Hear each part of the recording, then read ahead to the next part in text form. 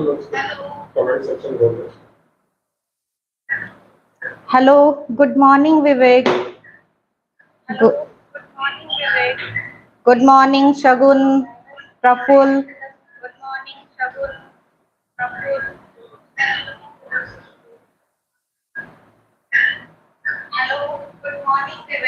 Good morning Zaid, कैसे हो सब?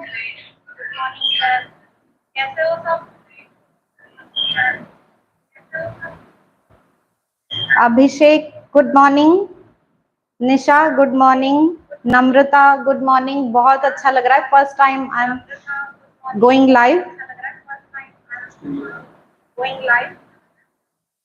कुछ पढ़ने के लिए करूं?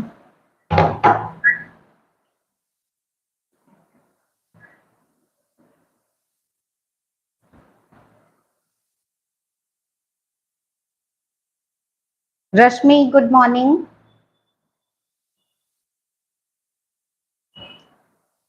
तो बच्चों कैसी पढ़ाई चल रही है आपकी? If you are in 12th class then only 4 to 5 months are left. तो आप क्या सोच रहे हैं, क्या स्ट्रेटेजीज हैं आपकी? आप कुछ पूछना चाहते हैं इससे रिलेटेड?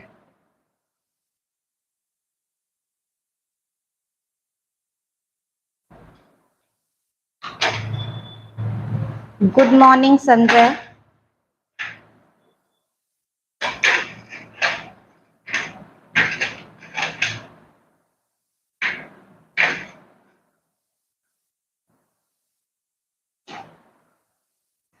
फर्स्ट ऑफ ऑल बच्चों, I want to say a big big big thank you to all of you कि यहाँ तक हम आ पाए। और बिल्कुल बिगिनिंग से कुछ मेरे साथ हैं स्टूडेंट्स जो रेगुलर कमेंट भी करते हैं, तो मुझे बहुत मोटिवेशन मिलता है। तो वो समझ रहे होंगे कि मैं किन की बात कर रही हूँ। अभी मैं यहाँ पर सबके नाम नहीं ले सकती हूँ, लेकिन उनके सपोर्ट के लिए by heart, from the bottom of my heart, a big thank you. और जो भी कनेक्टेड है सबके लिए बहुत बहुत धन्यवाद।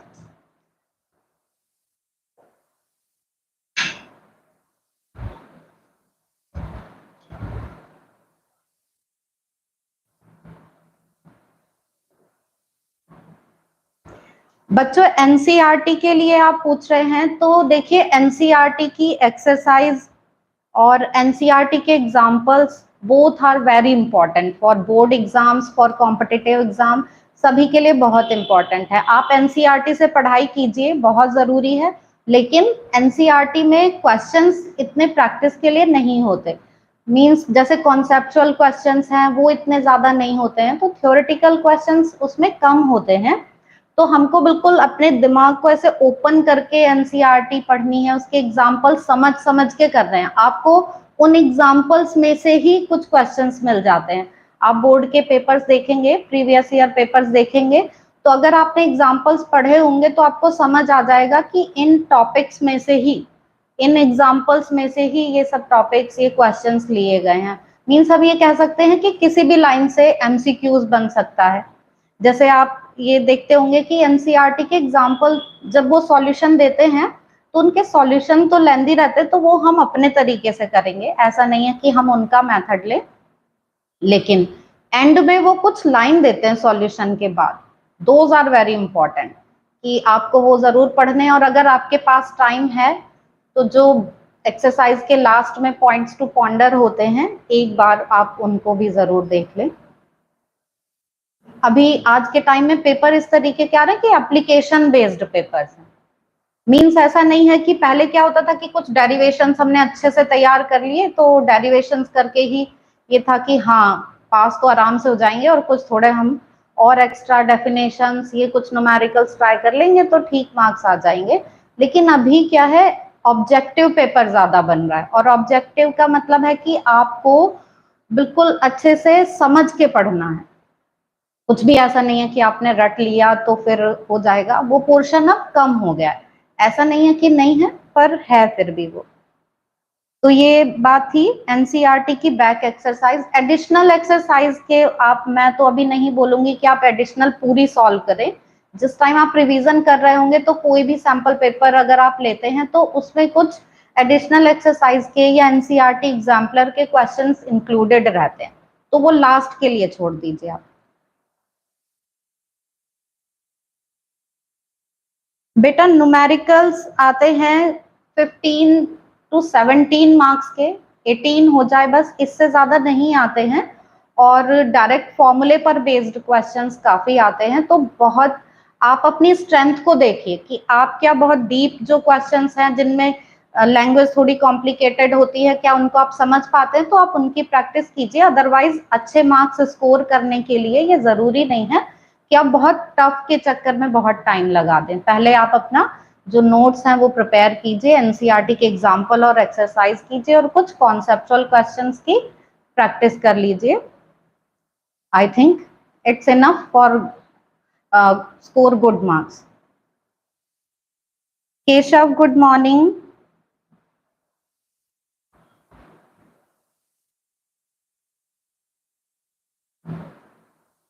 दिव्यांश,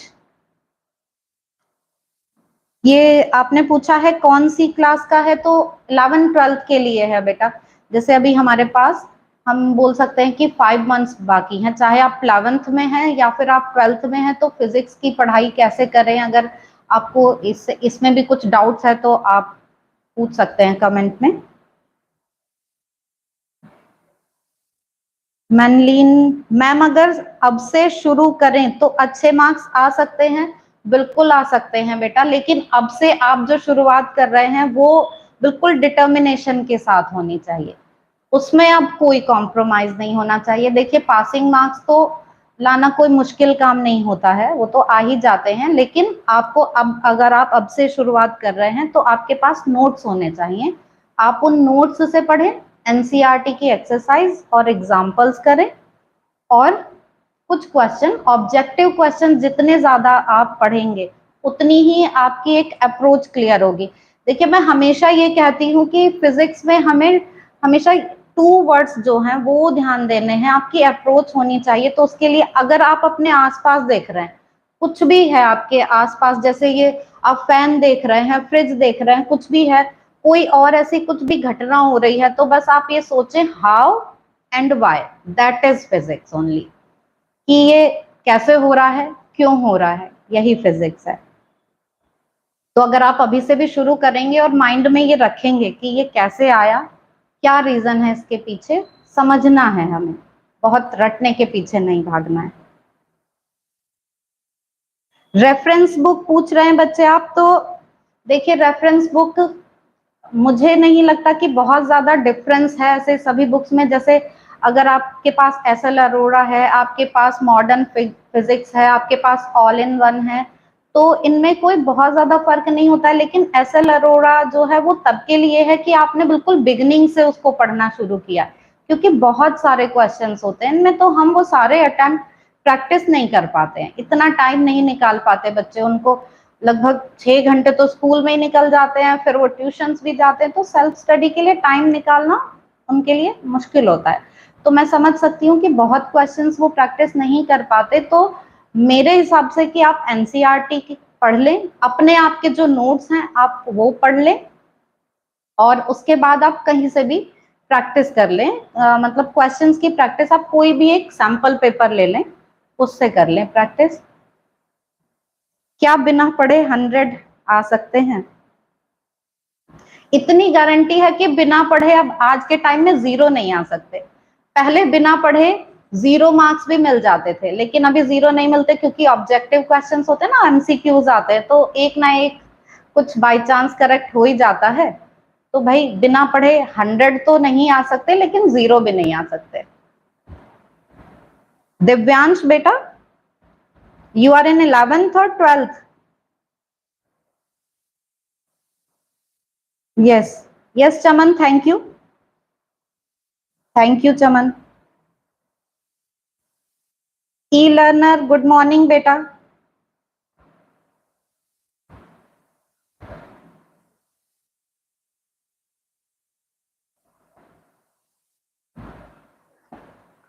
संजय, अच्छा, एनसीईआरटी नोट्स बेटा मैं कोशिश कर रही हूँ कि अपडेटेड नोट्स आपको प्रोवाइड कराते रहूं, और कुछ ऐसे रहता है कि थोड़ा टाइम की प्रॉब्लम रहती है कि मैं जितना काम करना चाहती हूँ उसके लिए अभी टाइम नहीं निकाल पा रही हूँ, पर मेरी कोशिश रहेगी कि आपको बिल्कुल टाइम तक सारे नोट्स मिल जाएं। जैसे अभी हमने फर्स्ट बुक कवर कर ली है, और रे ऑप्टिक्स के भी नोट्स आपको, जो नोट्स हैं बहुत ही अच्छे नोट्स हैं, अगर आप उनसे पढ़ेंगे तो आपको रे ऑप्टिक्स इजी लगेगी, उसमें डेरिवेशंस नहीं है, वो आपको आजकल में मिल जाएंगे।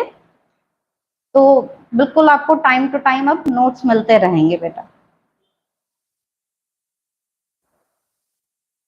ये वेंस्टर और ब्लॉग बेटा, ये क्वेश्चन को हम कहेंगे तो ये कि आते सिलेबस से ही है, पर लैंग्वेज ऐसी हो सकती है कि हो सकता है कि आपको उसको पढ़ के क्वेश्चन को लगे कि ये तो है ही नहीं हमारे बुक में, ये तो हमने पढ़ा ही नहीं है, तो आता सब सिलेबस में से है। तो इसलिए हम जितने ज्यादा क्वेश्चन प्रैक्टिस करेंगे उतना ही ज्यादा हमें क्वेश्चन की लैंग्वेज फिर समझ में आने लगेगी और क्वेश्चंस इजी लगने लगेंगे। तो क्वेश्चन पढ़ना भी अपने आप में एक पढ़ाई ही है, ऐसा नहीं है कि सिर्फ हम नोट्स पढ़ते जा रहे हैं। क्वेश्चन पढ़ें और फिर देखें नोट्स में से इसका आंसर हमें कितना लिखना है। एक बात और कि बोर्ड एग्जाम्स में टाइम बहुत लिमिटेड रहता है, और मैं जब जैसे हम बोर्ड की कॉपीज जब चेक करते हैं इवैल्यूएशन वर्क में, तो हम देखते हैं कि बच्चे अननेसेसरीली लेंथ बढ़ा देते हैं क्वेश्चन की। तो आप इसकी जरूर प्रैक्टिस कीजिए कि पॉइंट टू पॉइंट आंसर देना है आपको, कुछ भी एक्स्ट्रा लिखने की जरूरत नहीं है। जैसे कुछ बच्चे एमसीक्यूज ही सॉल्व करके दिखाते हैं, नो बेटा, वो आप रफ पे अपना सॉल्व कीजिए और करेक्ट ऑप्शन वहां पर लिखिए बस। तो इस तरह से अगर आप टाइम सेव कर पाएंगे, तो जो कुछ क्वेश्चंस ऐसे रह जाते हैं जिनको आपको लगता है कि अगर टाइम मिल जाए तो हम इनको ट्राई कर सकते हैं, तो उनके लिए वो टाइम बच जाएगा एंड में। गिरधारी लाल, थैंक यू बेटा।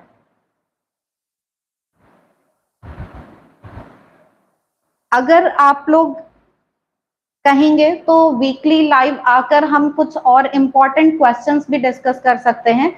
जैसे कुछ टॉपिक्स होते हैं कि उन टॉपिक से बोर्ड एग्जाम में क्वेश्चन जरूर ही आता है। जैसे हम गॉस लॉ की बात करें तो गॉस लॉ की एप्लीकेशंस जो हैं उनसे हर साल क्वेश्चन आता है, तो कम से कम ये टॉपिक्स ऐसे कुछ होने चाहिए कि जो हम सबसे पहले इस तरीके से उन पे अपनी पकड़ बना लें कि एग्जाम में बस हम क्वेश्चन पढ़ें और हमें कुछ सोचना ही ना पड़े, हम फटाफट से उसका आंसर लिख दें, कम से कम टाइम लगेगा उसमें। तो कुछ टॉपिक्स होते हैं जो जरूर आते हैं एग्जाम में, जैसे ट्रांसफार्मर या जनरेटर है, मूविंग कॉइल, गैल्वेनोमीटर, मींस जो बड़े बड़े क्वेश्चंस रहते हैं ना, जैसे डेरिवेशंस हैं, वो डिवाइसेस हैं।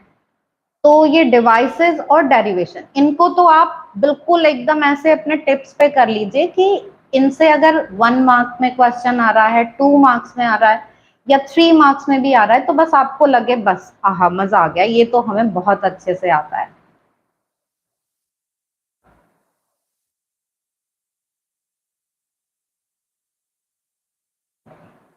बेटा एमसीक्यूज, रश्मि, एमसीक्यूज की प्रैक्टिस के लिए देखिए, कोई भी हम अगर हमारे पास मान लीजिए नया सैंपल पेपर भी अभी नहीं है, तो हम लास्ट ईयर का भी ले सकते हैं। तो जो उनमें 1 मार्क्स के क्वेश्चन होते हैं ना, वही एमसीक्यूज की फॉर्म में आ जाते हैं। तो सिर्फ हमको ध्यान देना है ऑब्जेक्टिव आंसर्स पे कि हाँ इसका बस यही आंसर हो सकता है। जैसे आपसे ये पूछ लें कि जो रेंज पूछ ली इलेक्ट्रोमैग्नेटिक वेव में किसी पर्टिकुलर वेव के लिए, या कोई एग्जांपल्स उसमें दिए हैं, तो कि ये कौन किसका एग्जांपल है, किस तरह की इलेक्ट्रोमैग्नेटिक वेव की एप्लीकेशन है। तो जब हम 1 1 मार्क्स के क्वेश्चंस पढ़ते जाते हैं तो हमारी नॉलेज जो है वो थोड़ा डीप होती जाती है। Girdhari Lal, I am not student ma'am. Okay बेटा।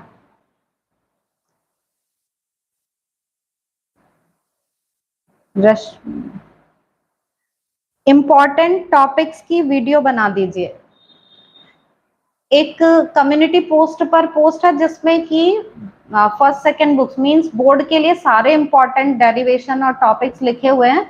तो मैंने सोचा है कि उन सभी का सॉल्यूशन बनाना है मुझे, वो करना है।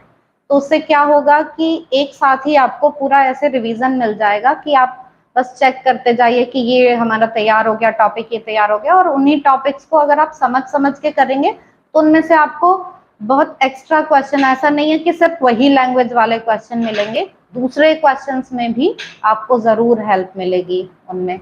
बस हमें क्या करना है कि हम अगर डेरिवेशन भी पढ़ रहे हैं तो हम उसे समझ लें, जिससे न्यूमेरिकल में हम फॉर्मूला अप्लाई कर सकें।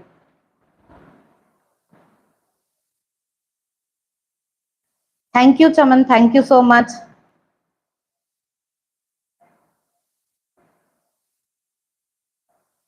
निशिता, हेलो बेटा।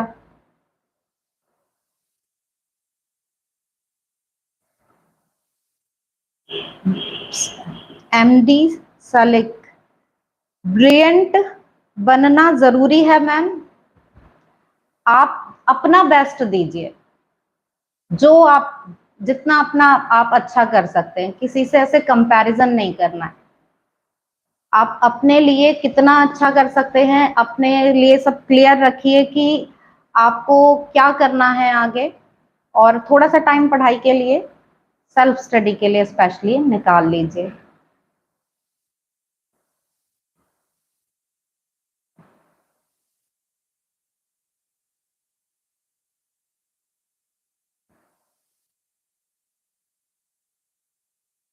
सैनिका,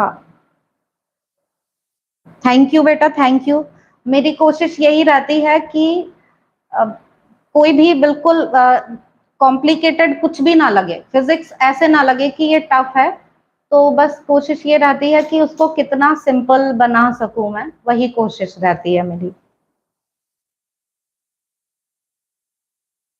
Guddu ma'am, please most important questions in term one exam for CBSE, in in terms one exam for CBSE. बेटा वो बोला ना कि जो हमने सारे डेरिवेशंस की एक लिस्ट बनाई है, तो मुझे उन पे काम करना है, उनके सॉल्यूशंस बनाती हूँ मैं, तो आपकी प्रॉब्लम उसी में ही आ जाएगी।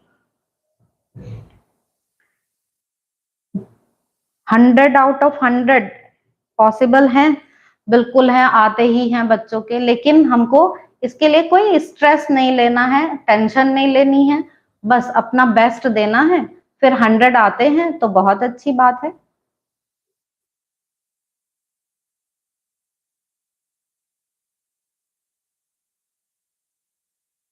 निशिता मैम, ग्रेविटेशन चैप्टर का एग्जाम्पल का क्वेश्चन आंसर कब आ रहा है? बेटा ग्रेविटेशन चैप्टर के एग्जाम्पल्स के सॉल्यूशंस की वीडियो ऑलरेडी अपलोडेड है, और उसका चैप्टर एक्सप्लेनेशन की वन शॉट वीडियो भी है, कि पूरा ग्रेविटेशन चैप्टर आप अराउंड आई थिंक 50 मिनट्स में है, तो आप उसको भी देखेंगे तो सारे टॉपिक्स उसमें कवर हो जाएंगे, और उसमें नोट्स भी हैं, नोट्स की पीडीएफ भी मिल जाएगी आपको। हाइड्रा, हेलो बेटा, hello. Prashant, good morning.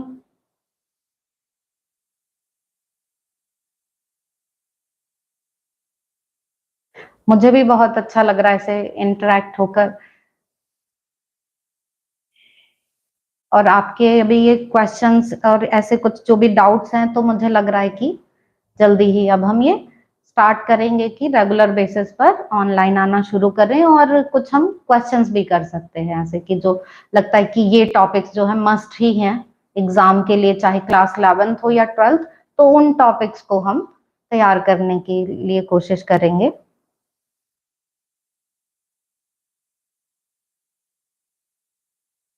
Best side book for MCQs, जो कुछ एमसीक्यूज की पोस्ट मैं अक्सर करती हूँ, वो दिनेश पब्लिकेशन की बुक है, और मुझे लगता है कि वो अच्छी है, उसमें बहुत ज्यादा टफ क्वेश्चंस नहीं है, क्योंकि अगर हम और बुक्स देखते हैं जैसे एमसीक्यूज के लिए मेरे पास और भी बुक्स हैं, तो उनमें मुझे ऐसा लगता है कि एग्जाम्पलर के क्वेश्चंस ज्यादा रहते हैं, उस लेवल के क्वेश्चन ज्यादा रहते हैं, तो बच्चे स्टार्टिंग में उनको देख के थोड़ा उनको ऐसे लगता है कि अरे ये तो टफ है, हमसे हो पाएंगे कि नहीं, तो वहीं पे उनको डाउट्स आने लगते हैं। लेकिन दिनेश पब्लिकेशंस में जो एमसीक्यूज के लिए बुक है वो मुझे ठीक लगती है।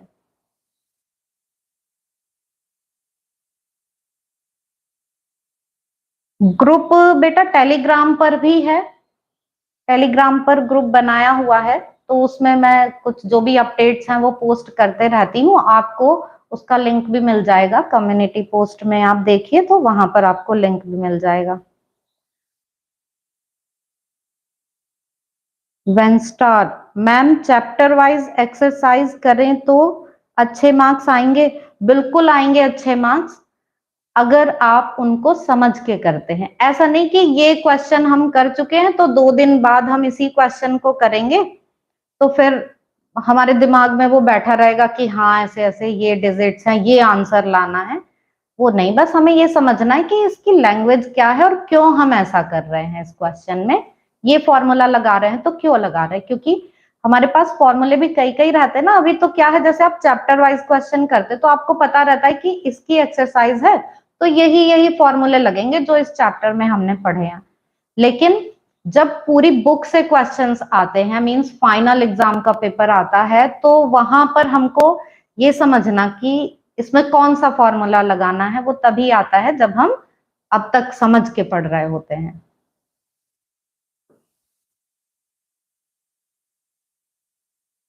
Study 24/7।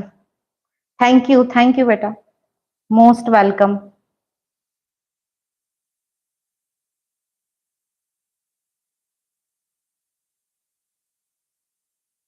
Stranger music ma'am, I am in class 11th, I am from Assam.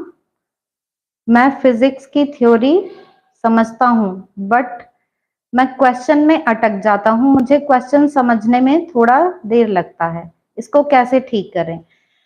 देखिए, ये बिल्कुल बहुत ही कॉमन प्रॉब्लम है कि थ्योरी हमसे हो जाती है और क्वेश्चंस में हमको प्रॉब्लम आती है।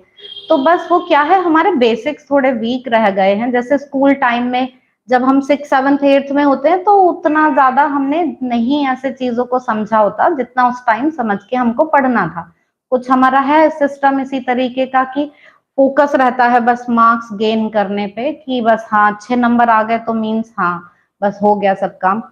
तो हमें उसको कवर करना पड़ता है। जब आप टॉपिक्स पढ़ ले रहे हैं, आपको टॉपिक समझ में आ जा रहा है, तो अगर टॉपिक बाय हार्ट आपको समझ में आए कि इस टॉपिक में क्या बताया गया है और उसके लिए हमने क्या किया है इसमें, मतलब हमको उस टॉपिक की एक तरीके से ना बिल्कुल डीप में ऐसे पता चल जाए कि क्या किया गया है, तो अगर आप फिर क्वेश्चन करेंगे तो मैं दो ही चीजें बोलती हूँ कि जब हम न्यूमेरिकल्स करते हैं तो क्वेश्चन की लैंग्वेज एंड कैलकुलेशन, बस ये दो पार्ट हैं जिनमें हमको प्रॉब्लम आती है। क्वेश्चन की लैंग्वेज समझ आ गई तो हम सही फॉर्मूला लगा लेंगे, और फॉर्मूले में जब हमने वैल्यूज रख ली तो फिर कैलकुलेशन की प्रॉब्लम आती है। तो बस अगर आपने थ्योरी अच्छे से पढ़ ली है समझ के, तो आप क्वेश्चन करेंगे तो स्टार्टिंग में आपको ऐसे लग सकता है कि भाई मुझे नहीं समझ में आ रहे हैं, लेकिन कोई बात नहीं। इंसान जब कुछ भी चलना सीखता है या फिर कोई साइकिल चलाना सीख रहा है, कोई भी काम सीख रहा है, तो एकदम से तो एक्सपर्ट बन नहीं जाता ना, थोड़ा टाइम तो लगता है। तो बस हिम्मत नहीं हारनी है हमें, उनको 1 2 बार देखना है तो फर्क अपने आप दिखेगा अगर आप प्रैक्टिस करते रहेंगे तो।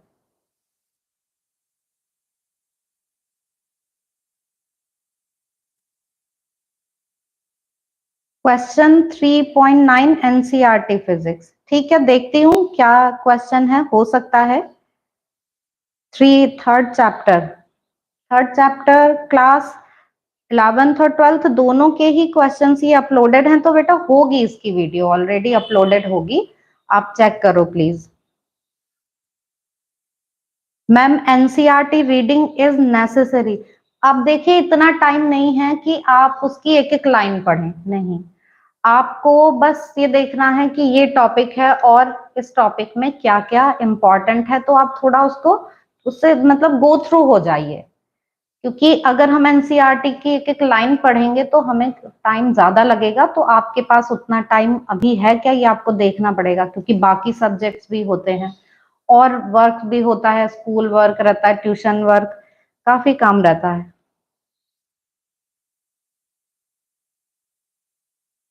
ऋतु, thank you so much. Thank you बेटा, थैंक यू।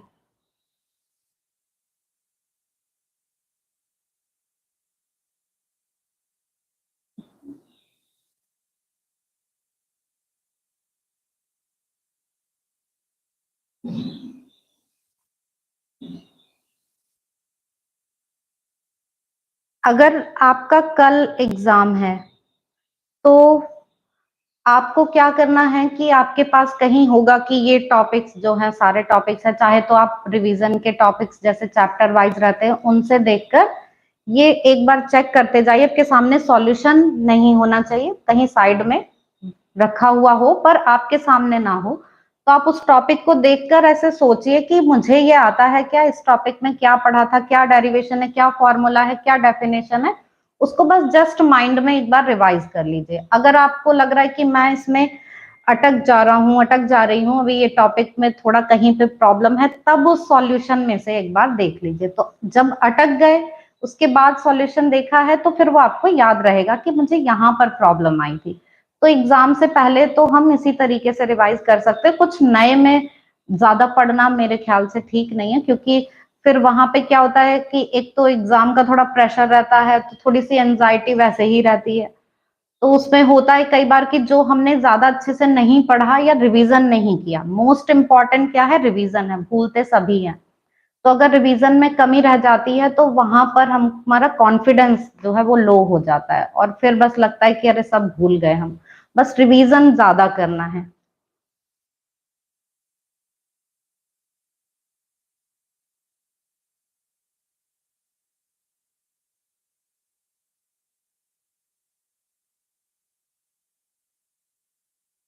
और आपके कोई doubts?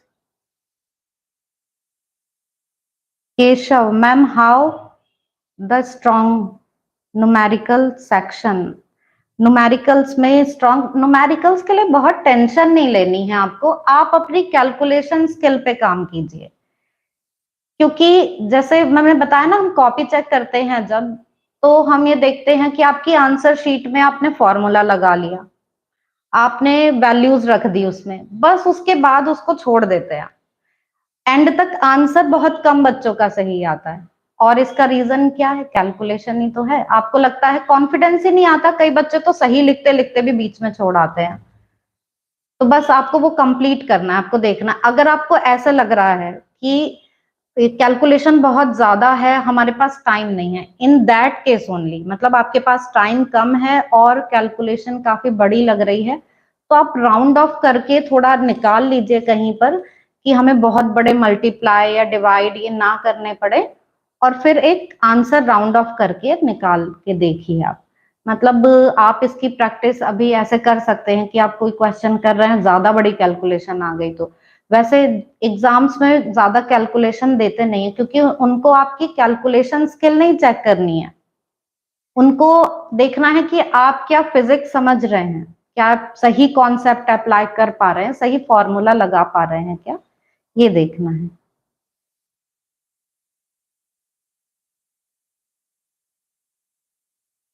Vishwakarma ma'am, do you also teachers theory? Yes, आप वीडियोस देखिए तो कुछ कुछ वीडियोस हैं उनमें, और अपने न्यूमेरिकल्स में कोशिश रहती है कि अगर कोई एक ऐसा कॉन्सेप्ट है कि न्यूमेरिकल से पहले वो आपको आना चाहिए, तो मेरी कोशिश रहती है कि इन शॉर्ट वो टॉपिक जो है वो आपको पहले बता दूं कि इस क्वेश्चन में, इस न्यूमेरिकल में ये टॉपिक यूज हो रहा है और ये टॉपिक ये होता है।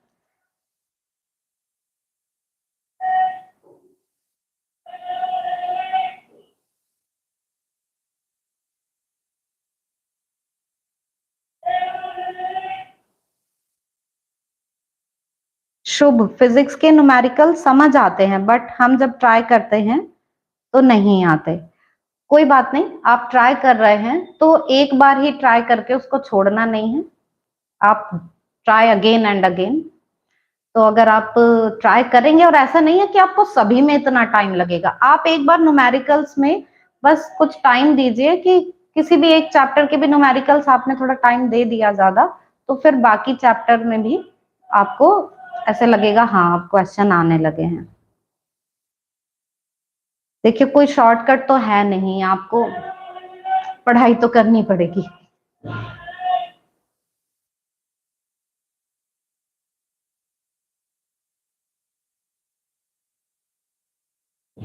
Lalita Prasad, class 11th।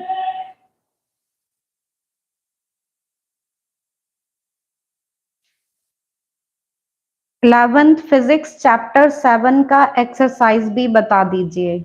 सब लिस्ट में है, देखती हूँ कैसे मैनेज करना है। बस ऐसे मुझे रिमाइंड कराते रहा करिए कि अब ये कराना, अब ये कराना है, तो वैसे सब चीजें दिमाग में चलती रहती हैं।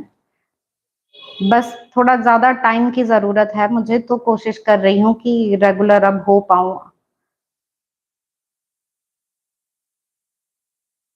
आपके कमेंट्स पढ़ के या आपके लाइक्स आते हैं किसी वीडियो पर, ज्यादा व्यूज आते हैं, तो एक पॉजिटिव एनर्जी मिलती है और ज्यादा मोटिवेशन मिलता है कि हाँ मुझे जल्दी जल्दी काम करना है, कैसे भी मैनेज करना है टाइम के लिए।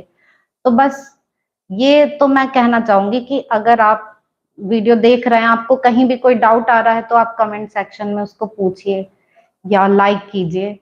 तो क्योंकि इससे क्या है, वीडियो ज्यादा उसकी रीच बढ़ती है, और रीच बढ़ती है तो मीन्स जो हम चाहते हैं ज्यादा बच्चों तक पहुंचा पाना, वो होता है, तो अच्छा लगता है। Arnav, good morning.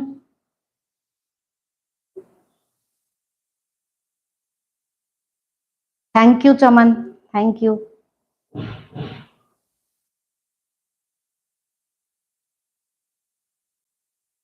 और कुछ बच्चों?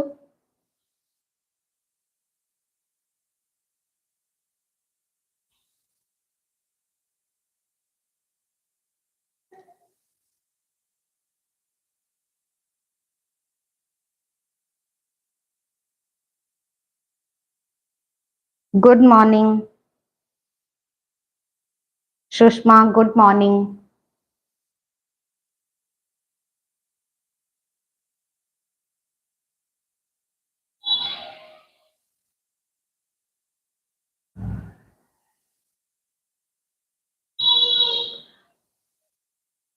तो अब कुछ नए क्वेश्चंस तो मुझे नहीं मिल रहे हैं। मैम क्या net force, linear speed, angular speed के बारे में थोड़ा बता देंगे? देखिए क्लास 11th फिजिक्स में आप पढ़ते हैं मोशन इन स्ट्रेट लाइन। तो स्ट्रेट लाइन मोशन, वहां पर जो हम स्पीड पढ़ते हैं तो लीनियर स्पीड होती है। लेकिन अगर किसी भी ऑब्जेक्ट पर कोई टॉर्क लगने लगता है तो वो उसको घुमा देता है। तो जब कोई सर्कुलर मोशन होती है तो उस टाइम पर जो उसकी स्पीड होती है उसको हम एंगुलर स्पीड बोलते हैं। और अगर एक से ज्यादा फोर्स कहीं एक्ट कर रहे हैं तो हम रिजल्ट देख लेते हैं कि फोर्स जो एक वेक्टर क्वांटिटी है, तो एक ही डायरेक्शन के जो फोर्स है उनको ऐड कर देते हैं, और जो अपोजिट डायरेक्शन के हैं उनको सब्ट्रैक्ट कर देते हैं, तो ऐसे नेट फोर्स आ जाती है।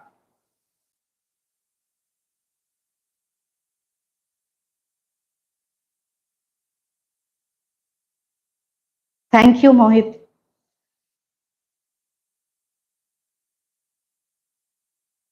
Thank you, God bless you.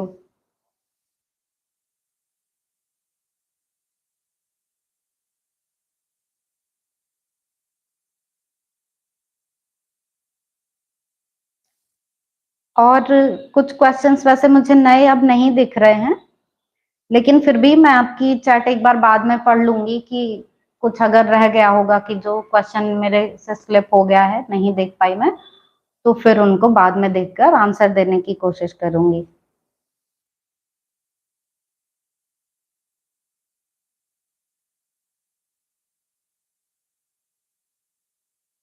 तो आई थिंक अब टाइम आ गया बाय बाय कहने का। तो in the end once again thank you so much, keep studying, और बस लाइफ में बैलेंस बना के रखना है। ऐसा नहीं है कि सिर्फ पढ़ते रहना है, और ऐसा नहीं है कि सिर्फ टाइम वेस्ट ही करना है। बैलेंस बनाकर रखिए। फिजिक्स में बैलेंस की कितनी इंपॉर्टेंस है, तो आप पढ़ते हैं फिजिक्स तो आप समझते हैं। तो बस बैलेंस बनाकर रखना है इसी के साथ। Okay, bye bye, take care, और फिर मिलते हैं जल्दी। Thank you.